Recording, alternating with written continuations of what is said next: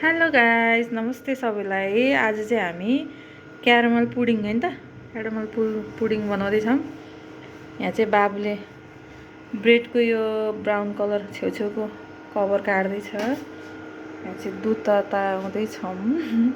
यहाँ नभएर यस्तो बिजोग छ अहिलेदेखि नै हाम्रो चाहिँ।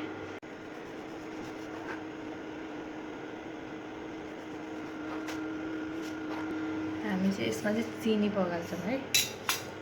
हामी चाहिँ यहाँ चिनीलाई मेल्ट गर्दैछौँ। कति चाहिन्छ यो थाहा नै छैन, अब पहिलोचोटि बनाउँदै है धेरै हुन्छ कि अब ल यसलाई चाहिँ मेल्ट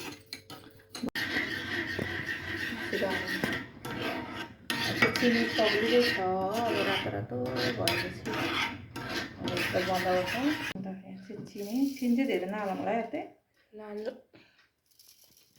चिनी हालौँ।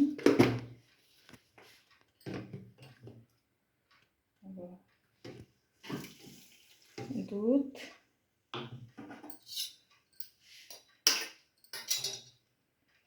अंडा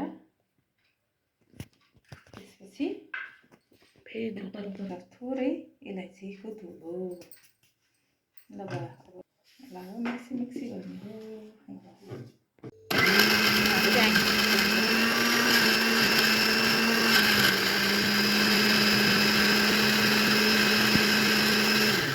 यतिको ठिक भयो के अरे कस्तो हुने हो। अब चाहिँ अब हामी पानी हालेर उमाल्दैछौँ है।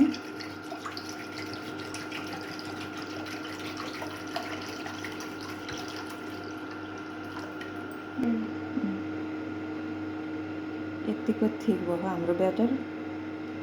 ल अब यहाँ चाहिँ पानी उम्लिएको छ, हामी चाहिँ यसरी राखिदिन्छौँ है।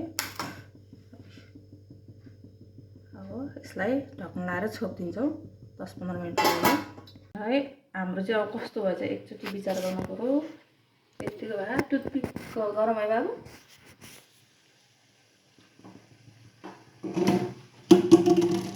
लाग्यो अघि होइन अलिअलि लाग्यो है टुप्पामा। अब 2-4 मिनट विचार गर्नु। यो पाक्यो भनेर चाहिँ निकाल्दैछौँ है। यसरी है। अब यो कस्तो हुन्छ हेरौँ। तल फाल्दै रहेछ है बापरे है। अब यसलाई चाहिँ हामी चिसो बनाउनको लागि फ्रिजमा 2-3 घन्टा राख्छौँ। के हाल्नु फाल्दिनु त्यो चिनी पगालेर सुरुमा चिनी पकाल्ने त्यो माथि वाला ह्यापी बर्थडे अन्ते कुमारी।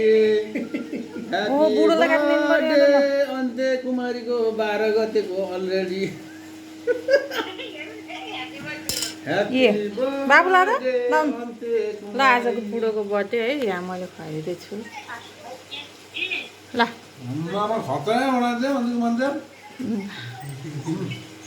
ल खानु त कस्तो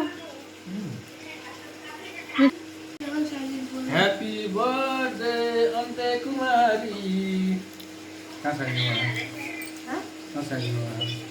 मिठो अब तपाईँ कस्तो रहेछ? होममेड मिठो र डार्लिङले बनाएको होममेड। आहा